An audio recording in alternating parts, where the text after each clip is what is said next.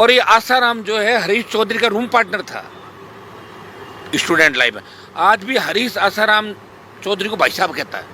हाँ बताइए, हरीश चौधरी जो नेता कांग्रेस पार्टी का बड़ा, आसाराम और ये लोग इसके नज़दीक नहीं जाने चाहिए। जिस थाने में निर्मल को रखो ठीक नहीं रहेगा, उनको नज़दीक नहीं आने दिया। वो तो वही है जो जिनको निर्मल से कोई खतरा होगा, मेरे को तो है नहीं, आपको ही पता है।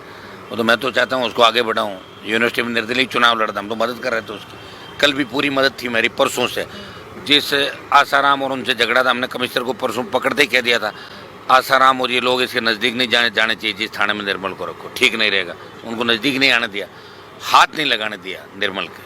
भाई इतनी सुनो, थाने में थे, जेल में नहीं। हाँ, थाने में थे, थाने में थे तब नहीं, और जेल तो जाने ही नहीं दिया ना।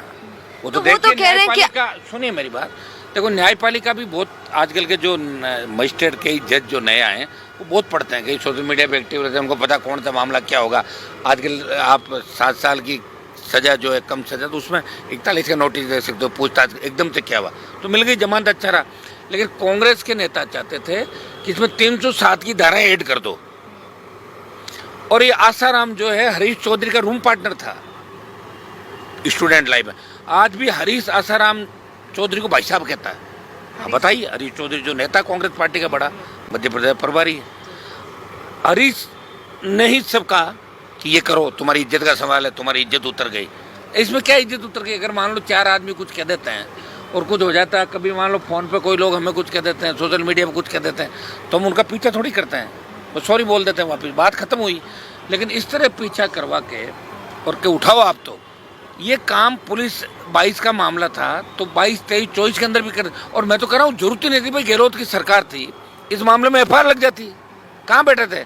हमने कोई 50 मामलों में जो गलत दर्ज हुए FIR लगवाई, मुकदमे वापस कराए बच्चों के। सरकारें करती है, जनहित में जो आंदोलन हम करते हैं, हमने ही आंदोलन किए, खूब सजा हुई, खूब किया, मुकदमे वापस भी हुए, आगे बढ़ी हुए, गवाह पलटते रहते हैं, कई बार झूठी गवाही दे देता है।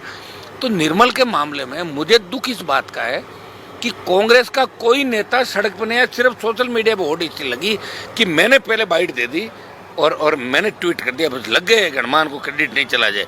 ये सब इसी के भरोसे। 2 महीने से कांग्रेस को कोई मामला हाथ नहीं लग रहा था, 2 महीने से मैं बैठा हूँ यहाँ, उनके तो मिल ही नहीं रहा, तो करे क्या वो? लोग रोज कह रहे हैं कि विपक्ष तो हनुमान है, विपक्ष तो RLP है, इधर मान लो सत्ता पक्ष में तो केवड़ीलाल जी घूम रहे हैं, भाई खाद का छापा, बीज का छापा, जो भी पटक रहे वो जा रहे हैं। तो कांग्रेस सोच रही कि हमारे पास कोई मुद्दा नहीं तो क्या करें। तो जैसे ही मैंने ट्वीट किया, बाइट दी, सारे लग गए। किसी ने अशोक गहलोत को कहा कि आपने क्या ट्वीट किया?